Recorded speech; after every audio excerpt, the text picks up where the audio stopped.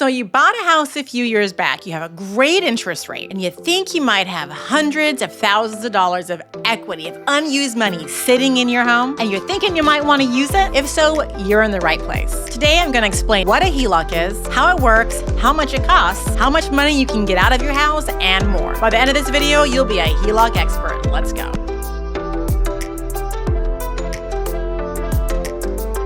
Hey there, and welcome back to Brick by Brick Wealth. My name is Franchini, and I help aspiring real estate investors find success with their very first rental property. More than 50% of my students are taking advantage of the equity that's just sitting in their homes collecting dust and using it to their advantage and buy investment properties with it. With a HELOC, you can do anything from pay to get your nails done, buy a new car, or heck, even get your dream beach house with your equity. It doesn't have to be an investment property, but HELOCs are tricky and they can put you in the hole real quick if you don't know how to use them and what you're doing. So today, I'm going to turn you into a HELOC expert. And if you stick around until the end, I'm going to give you a list of questions to ask HELOC lenders so you can shop smart. But first, let me get a sip of my iced tea. Okay, so what is a HELOC? A HELOC is a home equity line of credit. It's a type of revolving credit that lets you borrow against the equity in your home. Think of it as having a credit card on the equity in your house. You have a set limit you can use. You can use it, pay it back, use it, pay it back, use it, pay it back. And you can do that until your card expires. And if you have a balance on it,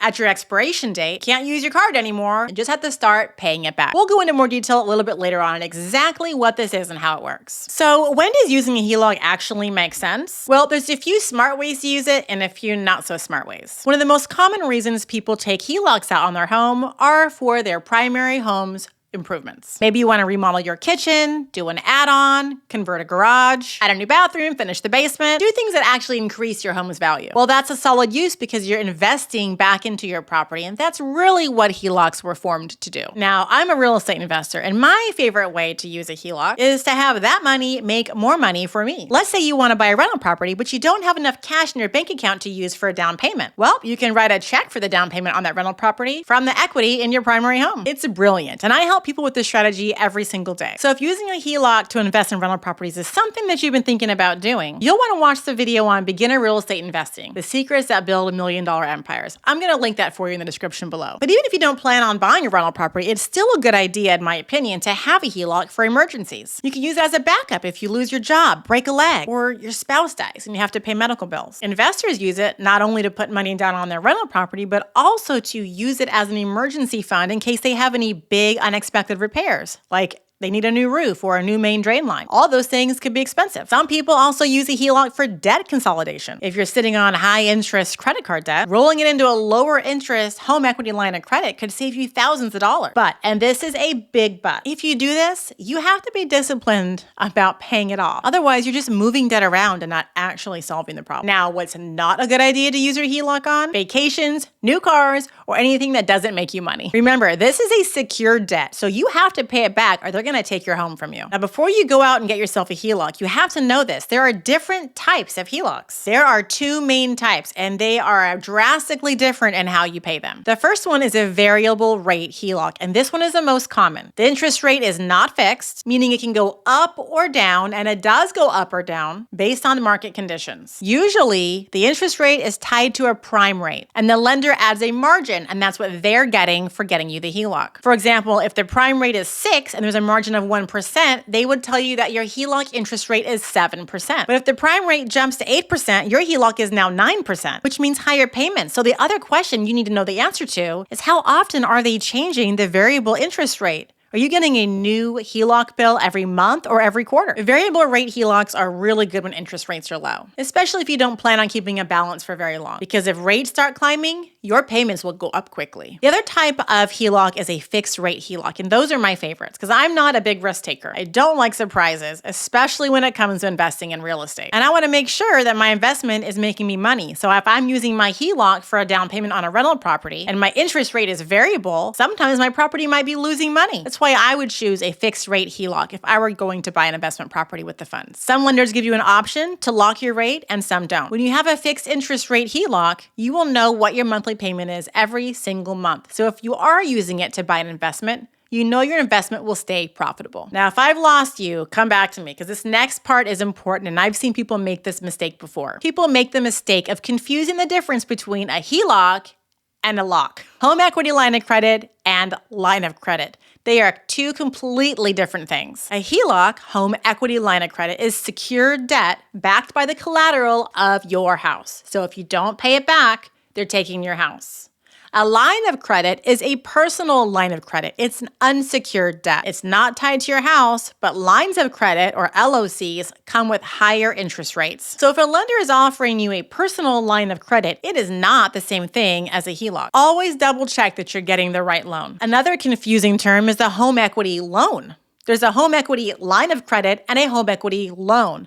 A home equity line of credit, like we've been discussing, is like a credit card on your house. You can use it, reuse it, use it, reuse it. A home equity loan means they're depositing a huge chunk of money into your bank account, and you have to start paying it back right away. Okay, now that we know what a HELOC is and when to use it, now we're going to talk about how it works, because it's a little bit different than a regular mortgage loan. The HELOC has two main phases. Remember how I talked about use it, pay it back, use it, pay it back? Well, there are actually fancier terms for that. The use it is the draw period. That's typically a 5 to 10 year, usually a 10-year period where you can use the equity on your home. You'll get access to a set limit, which is usually the amount of equity they're letting you borrow against, and you can use as little or as much as you want. During the draw period, or the use it period, most HELOCs require interest-only payments. So if you swipe your card for $20,000 and you buy a boat, you're only making interest payments. Once you can't use it anymore and the draw period is over, you don't have to pay back the principal and interest during the repayment period. A lot of people get caught off guard when the repayment period starts because their payments go up, because now they're not just paying interest, they're paying interest and principal. All right, now how much money can you actually borrow from equity in your home? Well, it depends on a few key factors, but there is a general rule. Most lenders will let you borrow 70 to 80 or maybe even 85% of the value in your home, minus whatever you still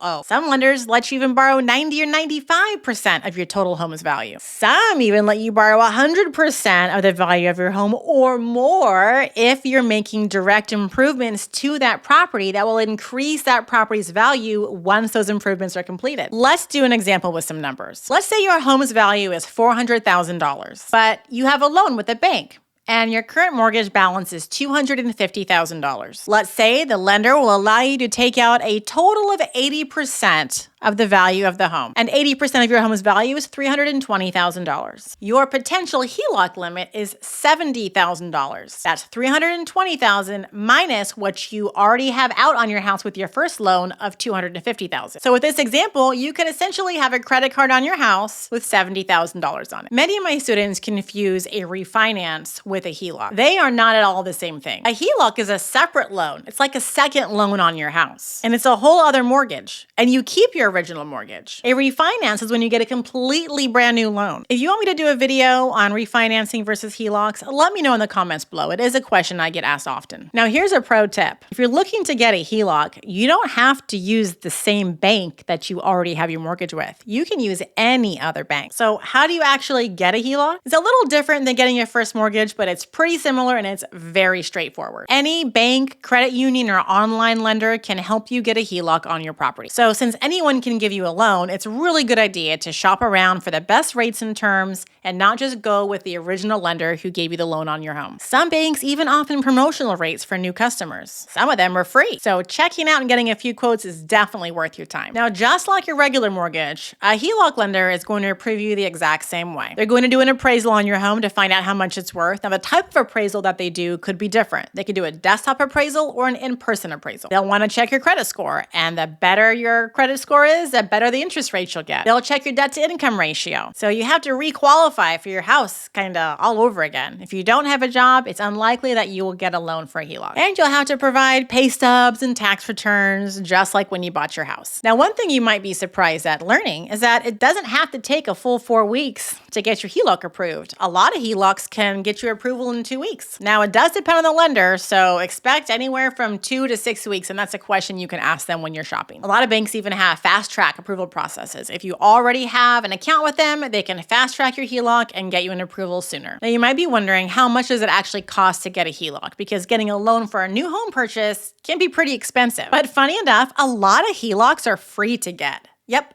free. Some of them can cost just a couple $100. Some of them $2,500. So again, definitely shop around. Some lenders might charge an application fee, and if they charge an appraisal fee, it could be anywhere from $150 to $700, depending upon the type of appraisal that they do and whether your home is a big house or a small house. Another common fee to have to pay if you do pay fees is a title search. They want to make sure that there aren't any other liens against the property before they give you a second lien on your house. And I have heard of some HELOC lenders requiring you to do a minimum draw right off the bat. So be wary of that. If you just want your HELOC for an emergency fund or you're not planning on using it right away, you might not want to have to take money out on your house and swipe that card and start paying interest when you don't need the money right now. If you're still here with me, you might remember in the beginning, I told you I would give you a list of questions to ask HELOC lenders when you're shopping for loans. So if you're here, grab a pen and paper because here we go. If you don't have a pen and paper, go ahead and hit pause on the video and come right back to me. Okay, now before you sign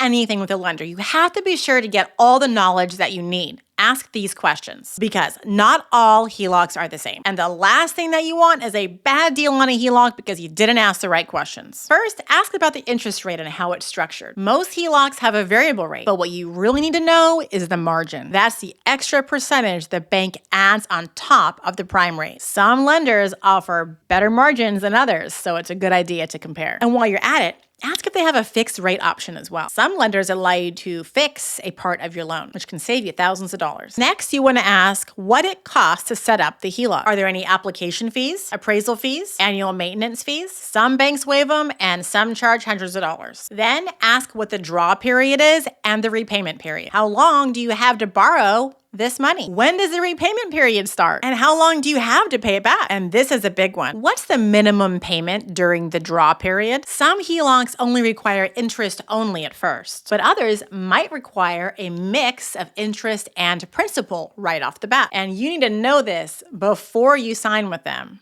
so you aren't surprised with your first payment. And finally, you want to be sure to ask about their CLTV, the combined loan to value. The CLTV determines how much you can actually borrow. Some lenders are more generous than others, like we mentioned, the lender that might lend you more than 100% of your home's value. So if you're using a HELOC for investing, every dollar counts, and you'll want to choose the loan that gives you the highest CLTV possible. Now, once your HELOC is set up, getting the money is actually really easy. Most lenders have a few different options for you. Some send you a checkbook in the mail and some send you a debit card. And a lot of them also have the option to just transfer money online to your bank account. Thank you so much for joining me today. If you found this video helpful, please do all the things like, comment, subscribe, share this video with others, and ring the bell so you can be notified of when I put out the most awesome videos on how to invest with rental property. Until next time, keep building your wealth brick by brick.